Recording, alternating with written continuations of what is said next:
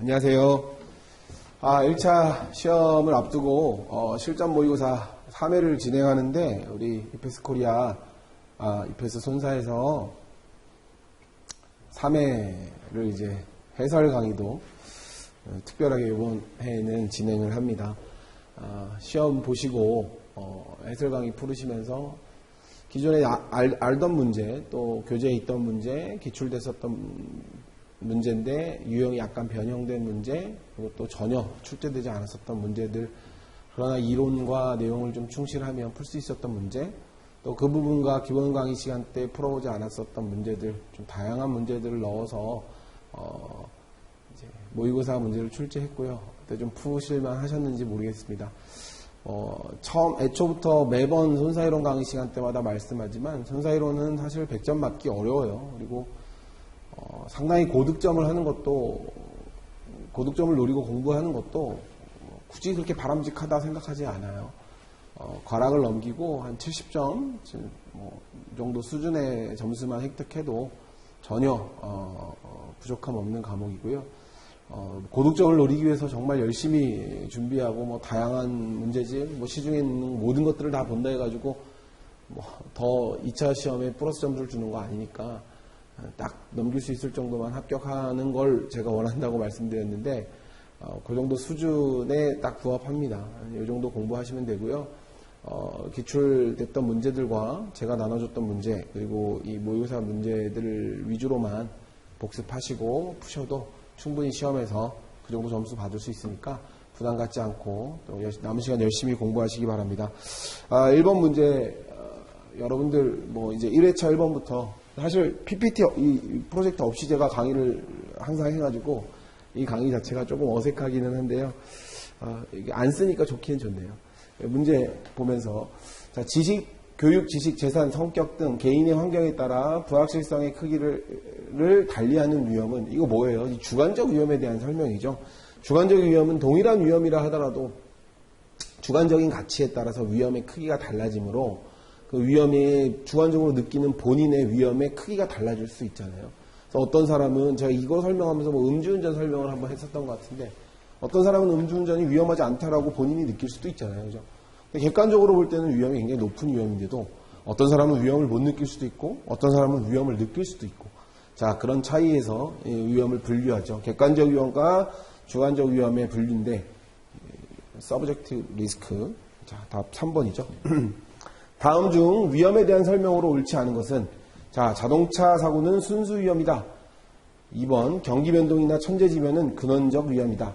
시장의 변동, 기술 변화 같이 규칙성 없이 발생하는 위험을 정태적 위험이라 한다. 투기적 위험은 손실과 이익의 가능성이 모두 존재한다. 다 맞는 말 같은데 어떤 게 틀린 지문이에요? 3번 틀린 지문이죠. 그죠? 시장 변동, 기술 변화 같이 규칙성 없이 발생하는 위험을 규칙성이 없이 막 발생한단 말이에요.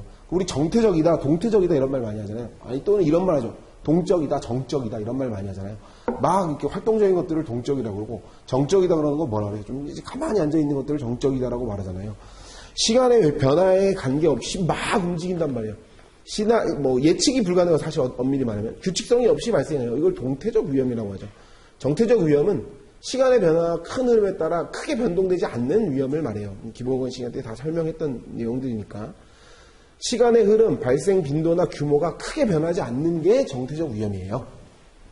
그것도 구분 잘 해놓으시고요.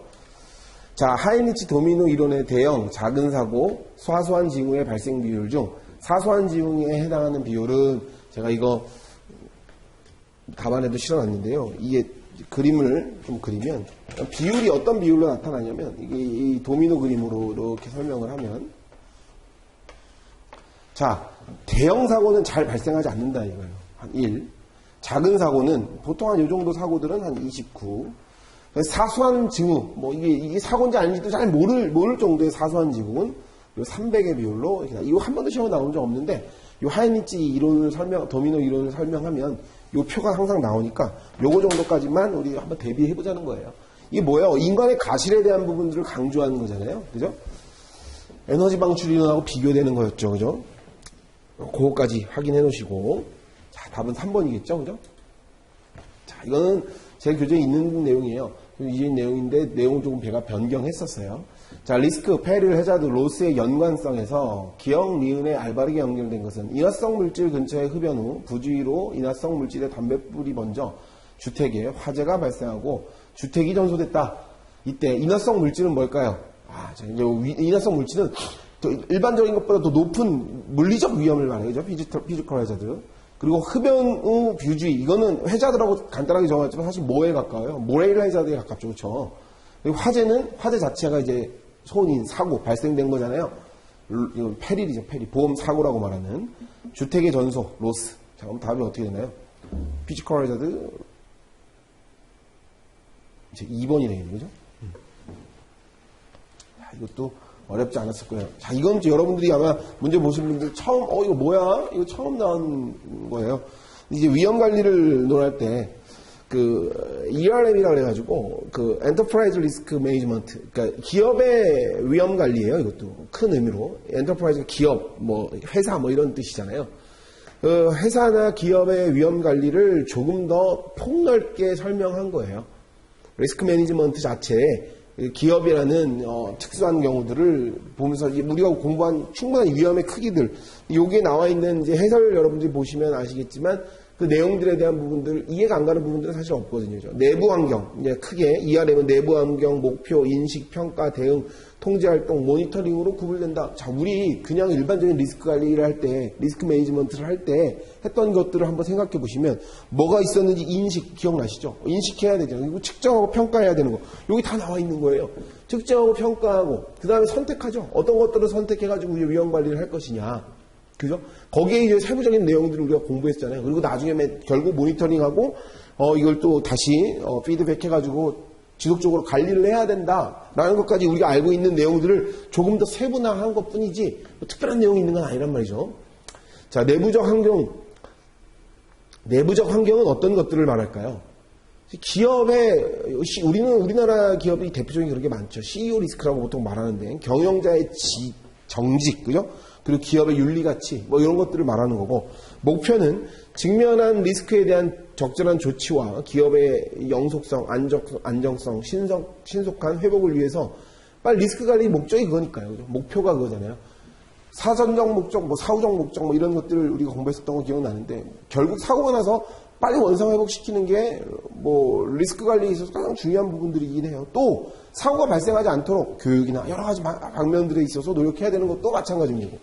자, 인식, 리스크를 인식해야죠. 어떤 걸 인식해야 돼요? 리스크 종류를 파악해야 될 거 아니에요. 우리 회사가 직면하고 있는 리스크의 종류, 그리고 우리는 이게 더 위험하구나. 우리가 처해져 있는 위험들을 인식하는 것들이 중요하죠. 그죠? 평가, 리스크가 미치는 영향. 이게 평가는 뭘 하는 거예요? 심도와 빈도를 평가하는 거예요. 심도와 빈도. 대응은, 자, 그래서 이 리스크를 어떻게 할 거냐. 우리 그래서 리스크 관리, 보험 관리에 있어서 보험뿐만 아니라 리스크를 회피하고 리스크를 어떻게 할지, 전가할지, 그죠? 리스크를 통제할지, 이런 것들을 우리가 공부했었던 거고. 똑같아요. ERM도 그렇게 들어가는 거예요. 내용이 여러분들이 봤을 때 너무 생소할까봐 내용들을 한번 제가 넣어본 거고요. 요 정도 좀 보시면 되고. 자, 그래서 보기에서 틀린 질문은 뭘까요? 자, 옳은 질문은 뭘까요? 자, ERM은 이런 것들을 한다. 내부 환경, 목표, 인식, 평가, 대응, 통제 활동, 모니터링 이렇게 하고, 회피, 수용, 대응 등은 ERM의 요소 중 목표에 해당한다. 목표가 아니죠. 회피, 수용, 대응, 그럼 어떻게 결정해서 움직여야 되는 것들인다. 이거 어떻게 대응할지, 그죠? 이건 대응할지. 자, 대응한다는 건 우리 기준으로, 우리 좀 반대로 말하면 뭘까요? 이런 거, 우리 공부했던 기준으로, 리스크 관리 공부했던 기준으로 하면 뭘 선택할 건가? 위험 관리를 뭘 선택할 건가? 그거 말하는 거예요. 기업의 가치를 높이는 종합적 위험 관리보다 개인의 가치를 중요시한다. 아니에요. ERM은 개인의 가치보다는 기업의 가치를 중요시 생각하는 거죠. 그죠?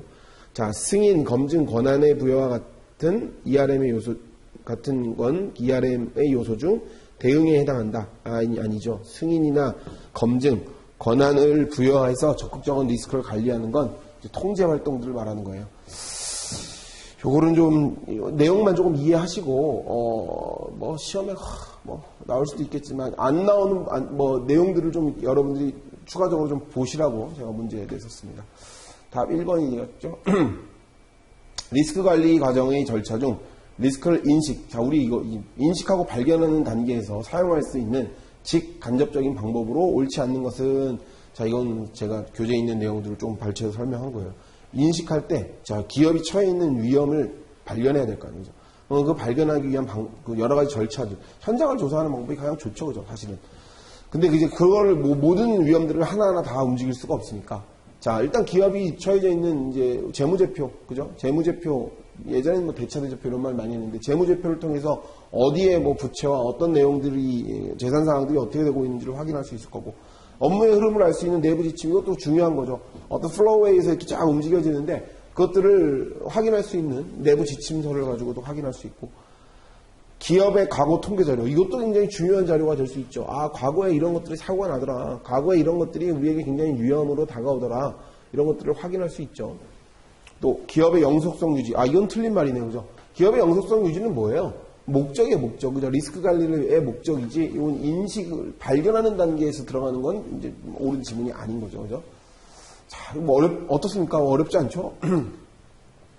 기업이 직면한 리스크를 구분할 때 시장 리스크에 속하지 않는 것은, 자, 시장 리스크가 뭔지를 일단 알아야 돼요. 이건 어디서 나오냐면, 이제 우리가 이제 막 뒤죽박죽제가, 시험은 뭐 순서대로 시험에 나오는 게 아니니까요. 그죠? 막 뒤죽박죽돼서 나오는, 이건 RBC 제도를 우리가 공부할 때, 우리 여러 가지 리스크들이 있었잖아요. RBC 제도는 다양한 리스크들을 이제 확인하는 건데, 그래서 효율적으로 보험 회사가 운영할 수 있도록 지침과 규정들을 두는 건데, 이 RBC 제도에서 시장 리스크 자체를 이제 직면하고 있는 이제 시장 리스크 중에 하나가 이제 그 큰 카테고리 5개의 리스크 중에 하나고요.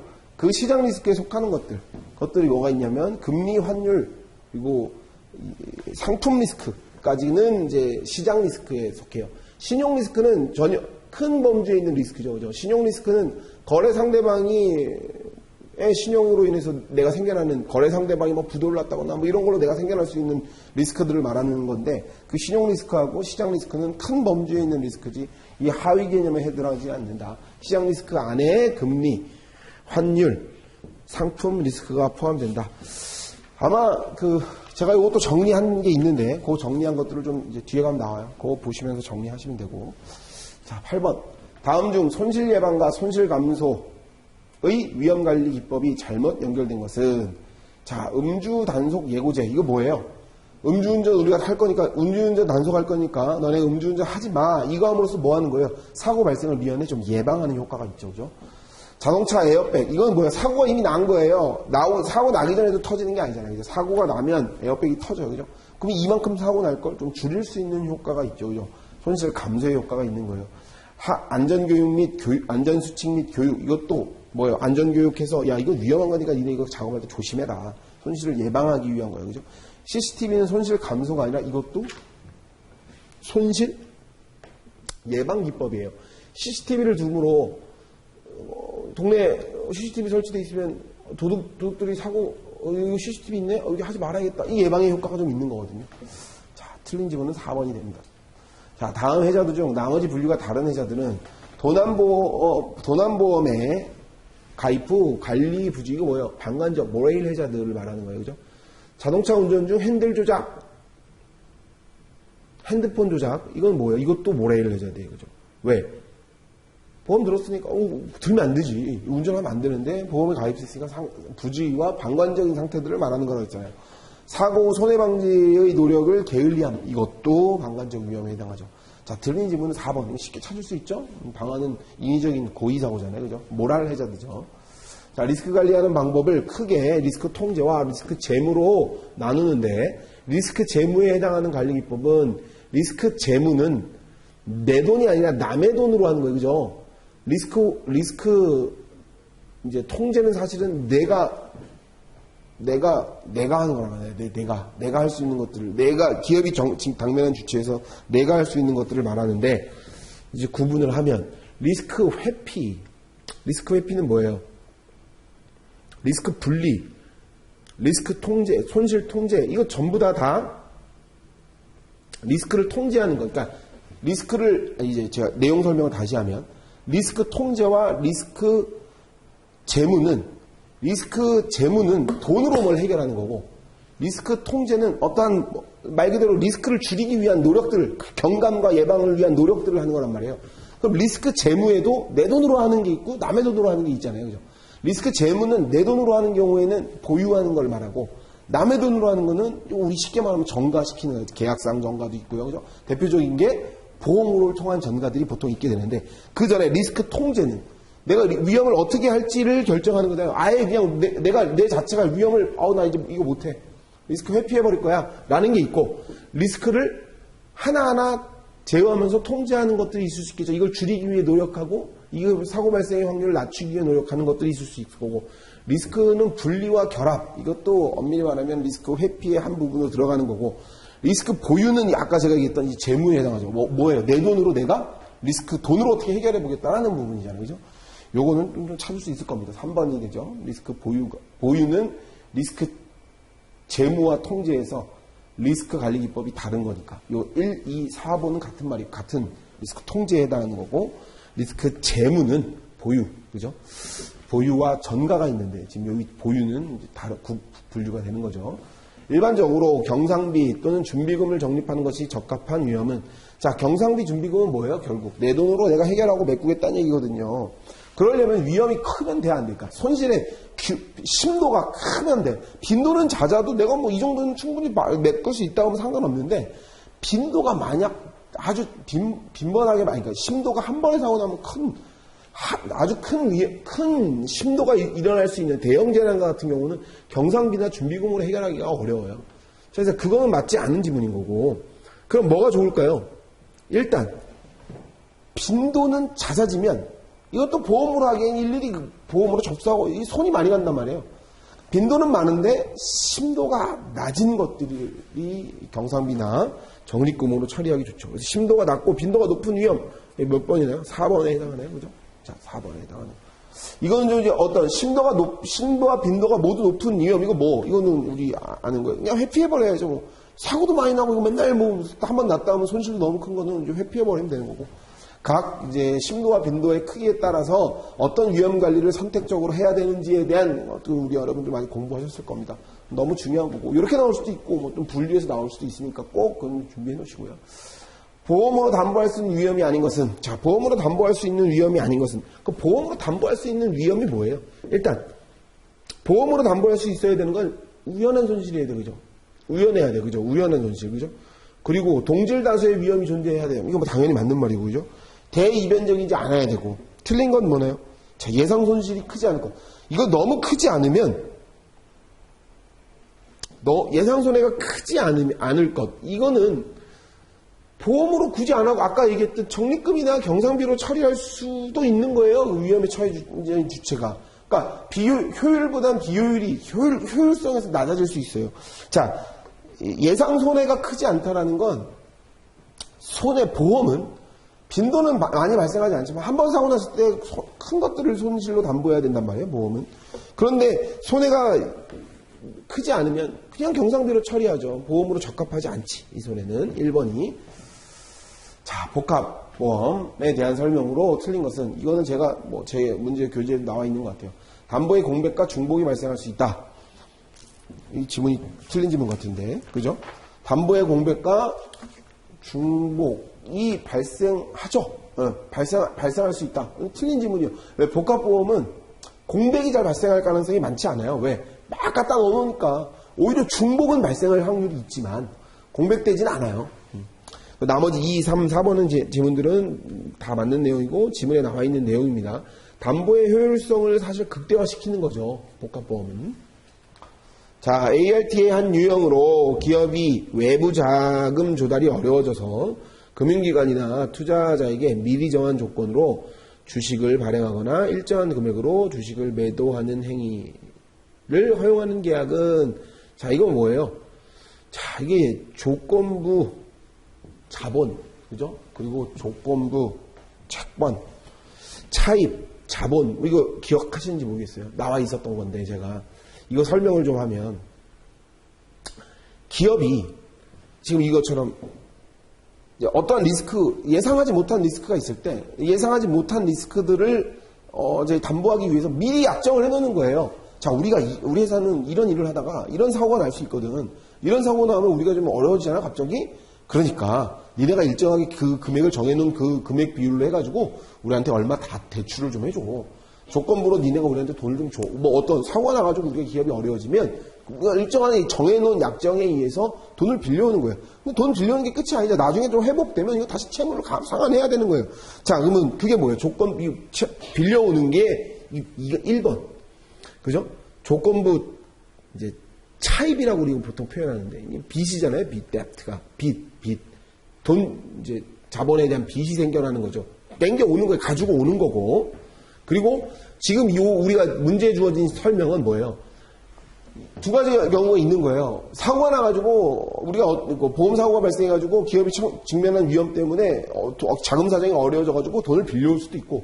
어떠한 회사, 큰 규모의 회사 같은 경우에, 야, 우리가 이런 사고가 나면, 야, 니네가 그럼 이 주식을, 우리 어느 정도 회복이 되니까, 우리 회사 주식을 니네가 요 정도에, 니네가 좀 사가지고 가라. 아니면 우리가 이 정도의 금액으로 우리가 할게. 니네가 그 정도 비율의 금액으로. 예를 들어서 사고가 나가지고 주가가 폭락했단 말이에요. 막, 2만원 하던 주식이 10,000원으로 떨어졌어요.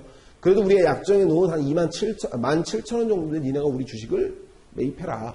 요렇게 조건을 달아놓는 거예요. 그게 요거예요, 요거. 자, 그게 조건부 자본에 해당하는 거죠. 정답 2번. 자, 수합은 뭐예요? 손실을 대신, 그러니까 거꾸로, 보험 수합도 우리 많이 나타나는데, 상대방의 위험의 돈을 우리가 대신 지급하는 계약들을 말해요. 섞는 거지. 위험도 섞을 수 있고요. 보험 수합도 위험을 섞는 거고, 이 수합은 계약의 당사자가 상대방의 손실을 대신 지급하는 계약을 말하는 거예요. 캣펀드, 이거는 재채권, 이거 다 알고 계실 거고. 정보의 비대칭성에 대한 설명으로 거리가 먼 것은, 자, 뭐예요? 1번, 정보의 비대칭성이란 정보가 한쪽으로 존재하고 다른 한쪽은 존재하지 않는 사람을 말한다. 맞는 말이죠. 보험에 가입하려는 자가 자신의 위험을 은폐하거나 사실보다 축소해서 평균 위험으로 가입하려는 것을 역선택이라 한다. 이 맞는 말이에요. 그죠? 정보의 비대칭성은 역선택과 도덕적 위험으로 나타나는데, 역선택은 내가 숨기고 보험을 가입하는 행위를 말하는 거죠. 그죠? 그래서 감추어진 속성, 감추어진 특성 이렇게 표현하고, 도덕적 위험은 뭐예요? 감추어진 행동, 숨겨진 행동을 말하는 거죠. 내가 이거 무조건 보험사고 일으키겠다. 이게 고의잖아요. 아까 봤던 방화 같은 것들. 자, 역선택을 방지하기 위해 언더라이팅을 강화해야 된다. 맞는 말입니다. 자, 다양한 상품 개발은 오히려 역선택을 오히려 증가시킨다. 틀린 지문이에요. 역선택을 오히려 증가시킨다. 이게 틀린 지문이네요. 증가시키지 않죠. 왜? 이런 거예요. 보험에 가입을 못했던 사람들이 가입하기 위해서 역선택으로 보험을 가입하게 되는데, 자, 어떤 상태는 이런 사람도 다 받아주는 거예요. 예를 들면 뭐 당뇨도 있고 고혈압도 있고 뭐 유병자 시장, 이제 유병 장수 시대 이렇게 얘기 많이 하면서 보험 상품 광고 많이 하잖아요. 자, 니네 숨기지 말고 우리한테 들어와. 니네 병 걸린 사람들도 우리는 보험 가입시켜줄 수 있어. 그게 뭐예요? 역선택. 대신 니네 보험료 조금 더 내야 돼. 이런 것들을 강조할 수 있는 거죠. 그러니까 다양한 상품 개발은 역선택을 증가시키는 게 아니라 역선택을 감소시킵니다. 자, 보증보험에 대한 설명으로 올바르게 짝지어진 것은, 보증은 이제 보험하고 비교되는 개념인데, 자, 1번. 일반 보험과 달리 인적 사고도 담보한다. 맞는 말이에요. 그죠? 대수의 법칙을 통한 통계가 적용되지 않죠. 그죠? 이거는 뭐예요? 개인의 그런 신용도에 따라 판단되는 거니까. 계약자에 대한 구상권이 발생했을 때 맞는 말이에요. 타인을 위한 보험이다. 맞는 말입니다. 뭐, 4개가 다 맞는 지문이에요. 자, 17번. 요거는 제 교재에 나와 있는 내용들을 제가 수치를 그대로 해가지고 넣었는데, 이 정도까지 계리사 시험에 나왔던 문제거든요. 우리 손해사정 이론에서 이렇게까지 문제 나오진 않겠지만, 이제 내용을 이해하고 있어야 되니까. 이게 뭐예요? 위험 회피, 위험 수용하는 자들, 그리고 위험의 중립자들, 위험 선호자들, 뭐 이렇게 표현해가지고 위험 회피하는 사람들은 위험의 불확실성 때문에 위험을 회피하게 되는데, 이게 뭐예요? 기대효용 이론과 거기서 시작하는 내용이잖아요. 이게 보험을 어떤 사람들에 대해서 보험 수요가 생겨나는지, 이게 저 앞으로 가면 우리 처음 봤던 것처럼 주관적 위험하고 다 연결되는 개념들이잖아요. 그죠? 자, 요거 직면하고 있는 A의 재산 가치. 자, 갑은 A라는 리스크에 직면하였다. A의 현재 자산 가치는 9만으로 A 리스크가 발생했을 때 손실액은 8만이다. A 리스크 발생 확률이 20%일 때 갑의 기대 효용함수 U, 요게 효용, W가 이제 부를 표현하잖아요. 를 적용하였을 때 리스크 프리미엄을 구하시오. 자, 이거는 조금 한번 써볼까요? 대략적으로. 자, 일단 갑이 발생할 수 있는 기대 손실이 뭐예요? 기대 손실. 자, 사고 발생 확률. 이건 요 정도는 여러분들이 구할 수 있을 거예요. 기대 손실은 어떻게 구할 수 있냐면 사고가 발생할 확률이 20%래요. 그럼 발생하지 않을 확률은 몇 프로예요? 80%죠. 80%는 발생 안 하잖아요. 그죠? 발생 안 했을 때는 어떤 손실이 있는 거예요? 손실이 있어요, 없어요? 사고 발생이 80%라는 건, 아니, 발생 확률이 20%라는 건 발생하지 않을 확률은 80%잖아요. 80%일 때 기대 자산은 얼마냐고. 그러니까 손실이 나는 거야, 안 나는 거야? 손실이 안 나요. 손실이 안 나면 얼마예요? 원래 자산 가치 그대로. 9만. 이거 얼마예요?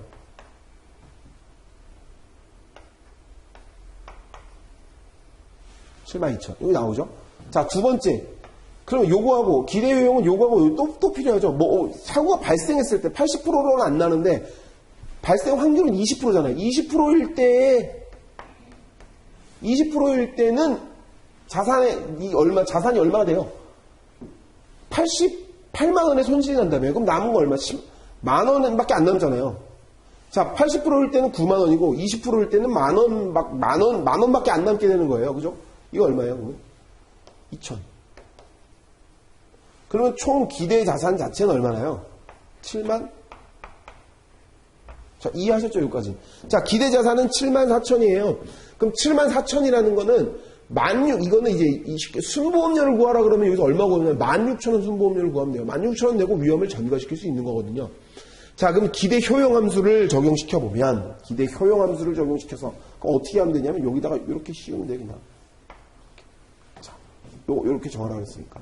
그럼 요건 이제 빼고, 요 기준으로 두 개를 더하면, 기대 효용함수 기준으로 정확하게는 요 퍼센트를 씌우면 안 되지. 요렇게 씌워야 돼, 요렇게.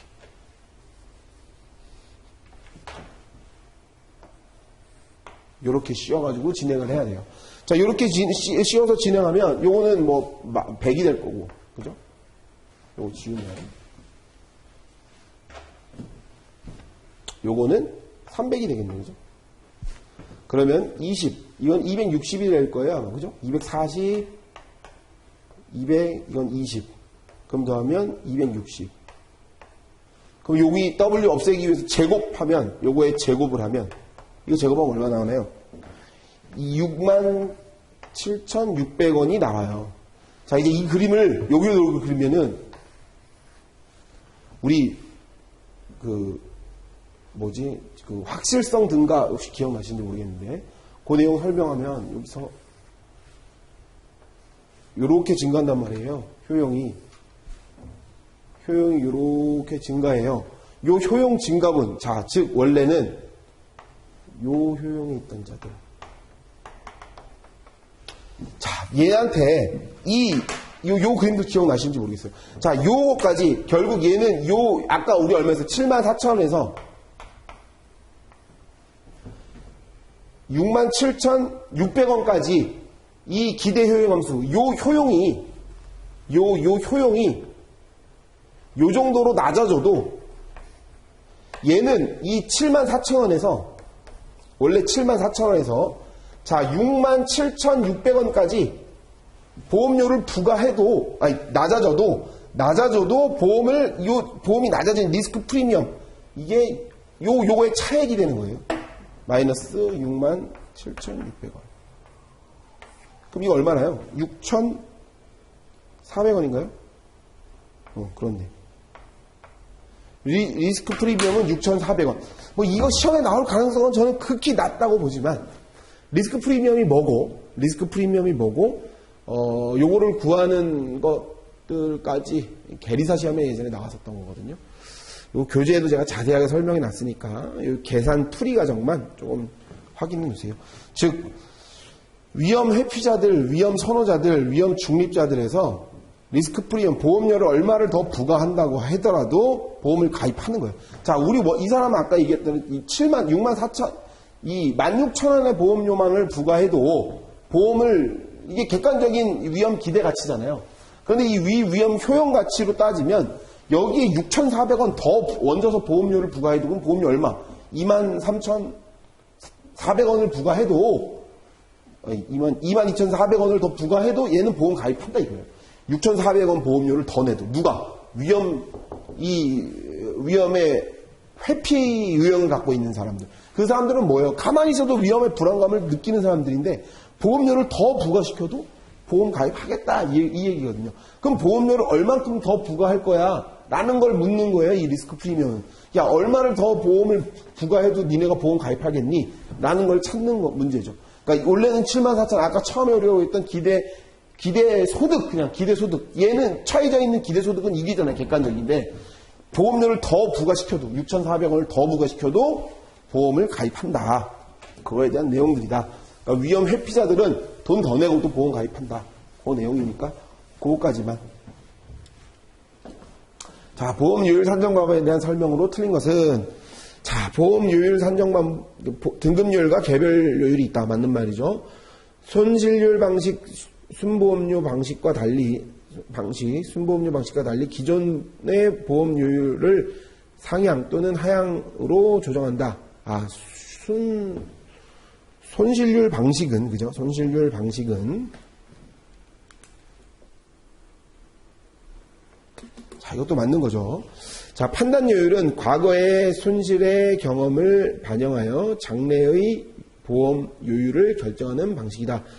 판단료율은 뭐예요? 개인적으로 이건 뭐 통계 없잖아요, 그죠? 대표적으로 뭐 해상보험료 이런 데 많이 쓰이는데 그냥 조율 없이 그냥 끝내는 거죠. 이거는 경험료율 방식에 대한 설명이지 판단료율에 대한 설명은 아닙니다. 4번도 맞는 지문이고요. 자, 다음 19번. 보험료율 산정 원칙 중 성격이 다른 것은? 자, 여기서 다른 성격이 하나 있어요. 그죠? 자, 3번이 다른 성격이네. 경영상 목적이 아니고 이거는, 그죠? 나머지는 이제, 보험 감독 규제, 그죠? 감독 규제상의 원칙이에요. 충분성, 과도성, 비과도성, 비차별성은. 3번은 성격이 좀 다른 지문입니다. 자, 그 다음 20번. 간접손해에 대한 설명으로 옳지 않은 것은 자, 공장 화재로 인하여 매출에 의한 감소. 이건 대표적인 간접손해죠. 그죠? 2번도 간접손해고. 자, 화재로 인한 공장 건물의 손해는 뭐예요? 이거는. 화재로 인해서 공장 건물이 손해난 거는 이건 직접손해죠. 화재로 인한 직접손해잖아요. 그죠? 자, 4번이 되겠는데. 그죠?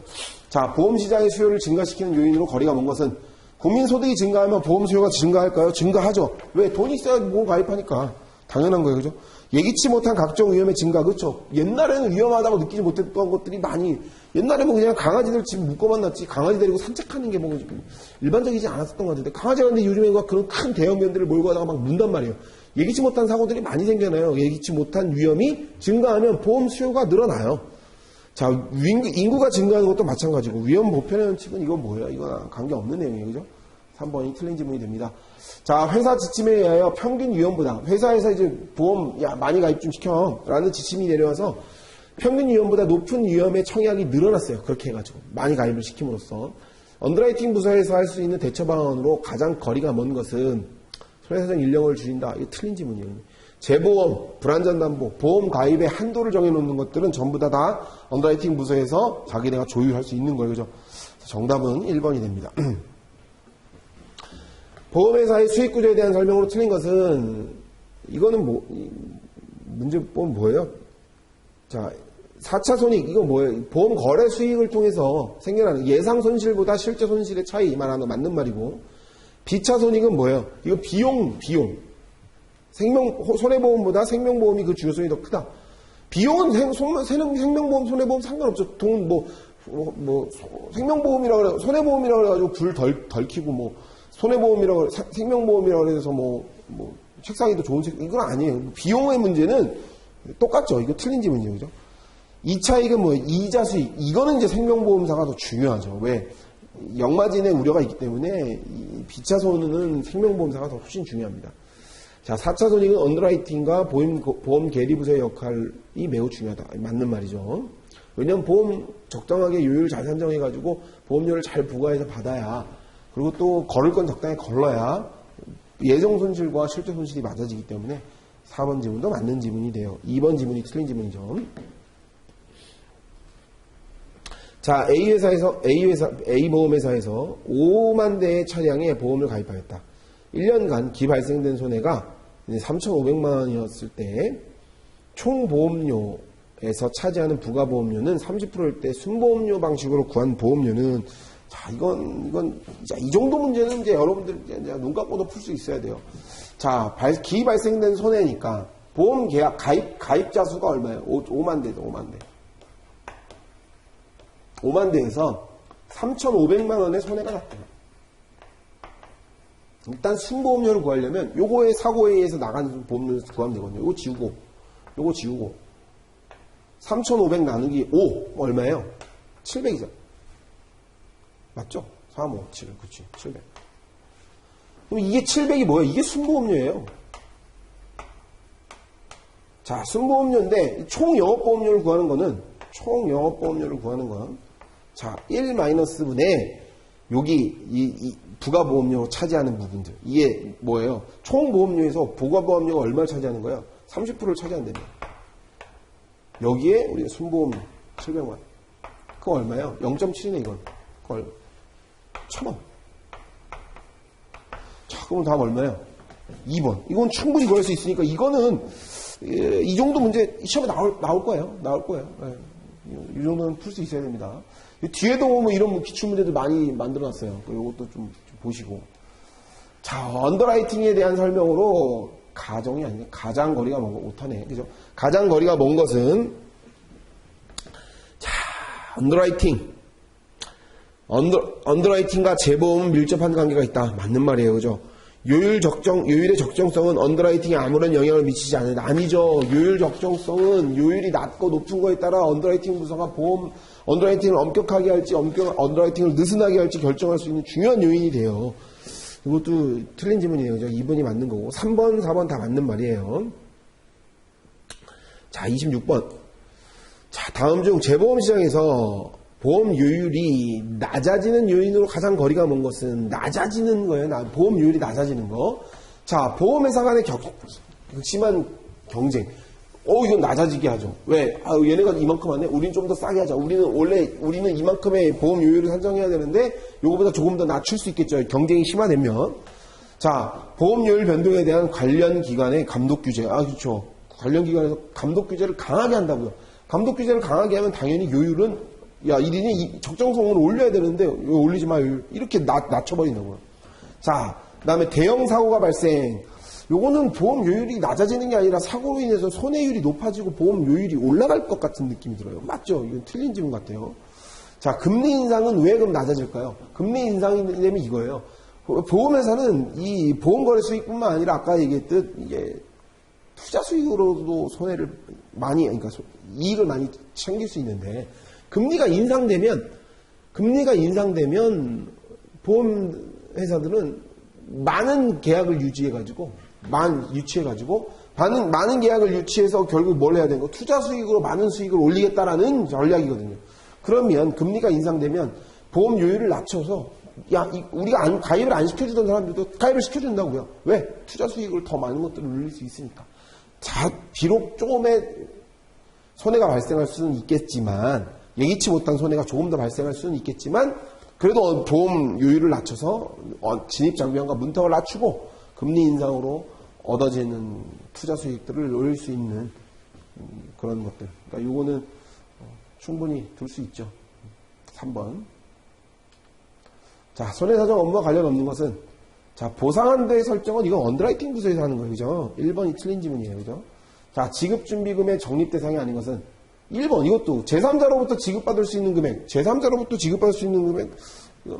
자동차 보험 공부해 보신 분들 알겠지만 공제액에 해당하는 거지. 이거는 지급준비금에 들어가는 말은 아니에요. 그죠? 2번, 3번, 4번은 다 적립 대상이 맞습니다. 자, RBC 제도에 대한 설명으로 틀린 것은 자, 기존 지급 여력에 비해 리스크 측정이 세분화되어 있어요. 이거 맞는 말이에요. 그죠? 리스크를 세분화시킨 게 RBC 제도의 특징입니다.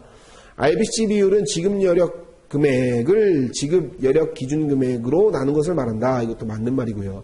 아까 얘기했던 RBC의 개별 리스크에 해당하는 게 보험, 금리, 시장, 운용, 신용 이렇게 리스크로 구분되는데 아까 우리가 금리 리스크, 시장 리스크 이렇게 좀 봤었죠. 자, RBC 제도를 통해서 보험회사의 재무 건전성은 강화됐으나 위험이 세분화되어 체계적인 리스크 관리가 곤란하여 체계적인 리스크 관리가 가능해서 효율성이 높아진다가 맞는 말이죠. 경영관리 측에서 효율이 낮아지는 게 아니고 효율이 높아져요. 체계적인 리스크 관리를 통해서. RBC 제도에서 이자율 변동으로 인한 순자산 가치의 하락할 위험을 반영한 개별 리스크는, 자, 이게 금리 리스크입니다. 자, 이게 답 해설에 나와 있는 보험 리스크, 금리 리스크, 신용 리스크, 시장 리스크, 운용 리스크들을 좀 한번 여러분들이 확인해 놓으시고, 요거에 뭐 개별 리스크로 하나씩 나올 수도 있고, 요걸 다 같이 물어보는 질문이 나올 수도 있으니까, 그것도 좀 준비를 좀 해 놓으십시오. 보험 계약의 법적 성질에 대한 설명으로 틀린 것은 인적 계약. 동일한 목적물이라도 피보험자가 누구냐에 따라 위험 계약이 달라질 수 있고, 이걸 인수를 거절할 수 있다. 이거 맞는 거죠, 설명이. 부합 계약. 부합계약은, 선의성하고 부합계약은 조금 다르죠. 이거는 이해 틀린 질문이네요. 그죠? 유상계약. 이것도 오타를 또 그대로 넣네. 재산상에 출연하는 계약. 이것도 수정을 좀 해야 되겠어요. 자, 사행계약. 보험자의 급부가 우연한 사고에 기초하여 보험금이 지급되는 계약. 부합계약은 정형화된 약관에 의하여 계약이 체결되는 것을 말하는 거지 선의계약성하고는 조금 다르다. 자, 그 다음 조건 부분에 해당하지 않는 것은, 이거는 뭐가 될까요? 조건 부분은 뭐예요? 이행하지 않았을 때 보상을 거절하거나 또는 감액하는 조항들을 말하는 거죠. 근데 이제 공동보험 조항은 피보험자가 일정한 금액으로 보험에 가입하도록 유도하도록 재산보험에 삽입한 조항이지 조건 부분에 해당하는 건 아니에요. 그죠? 자, 보험계약 성립을 위해 보험계약자 간에 대가를 지불하는 것을 의미하는 영미법상의 개념은, 이건 약인에 대한 설명이에요. 자, 손해보험의 피보험이익에 관한 설명으로 틀린 것은, 상법은 피보험이익을 보험계약의 목적으로 표현한다. 그리고 맞는 말이죠. 피보험이익은 경제성, 적법성, 확정 가능성이죠. 그죠? 근데 선의성 틀린 말이에요. 그죠? 3. 피보험이익은 개별화 기능을 한다. 맞고, 4번도 맞는 말이에요. 2번이 틀린 지문인데. 그죠? 자, 35번.